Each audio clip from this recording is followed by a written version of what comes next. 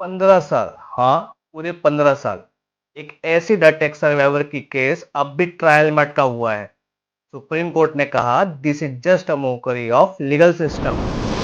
एक महिला जिस पर 2009 में एसिड से हमला होता है, 2019 तक उस केस का कुछ नहीं होता। आज तक 10 साल पूरे हो गए हैं, केस की फाइलें कोर्ट में धूल खा रही हैं। आज 2025, केस अब भी फाइनल आर्ग्यूमेंट के स्टेज पर अटका हुआ है।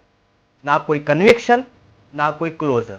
और इसी बात को लेकर वो महिला सुप्रीम कोर्ट पहुंची और उन्होंने इस मुद्दे को लेकर सुप्रीम कोर्ट में public interest litigation. Chief justice of India justice Suryakant ने साफ साफ कहा what is happening in the national capital, if Delhi can't handle this then who will।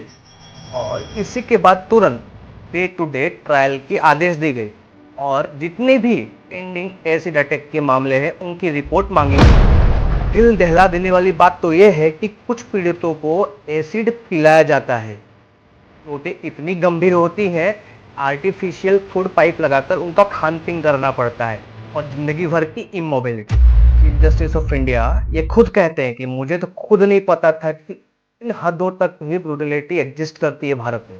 Solicitor general Tushar Mehta कहते हैं कि जितने भी एसिड अटैक सर्वाइवर उन्हें डिसेबिलिटी के कैटेगरी में शामिल कर देना चाहिए। बिना डिसेबिलिटी सर्टिफिकेट के ना तो फाइनेंशियल मदद मिलेगी, ना रिहेबिलिटेशन, ना तो वेलफेयर स्कीम। सुप्रीम कोर्ट अब special courts of acid attack cases बनाने का विचार कर रहा है। क्यों?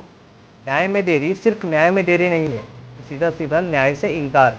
सुप्रीम कोर्ट में पहुंची उस महिला की लड़ाई वो अकेले की लड़ाई नहीं है, ये उन हर महिला की लड़ाई है जो दर बदर सालों तक खामोशी से केसेस को अकेले लड़ रही है। अब तो भारत के सबसे बड़े अदालत ने भी कह दिया है enough is enough, justice can not wait another 15 years।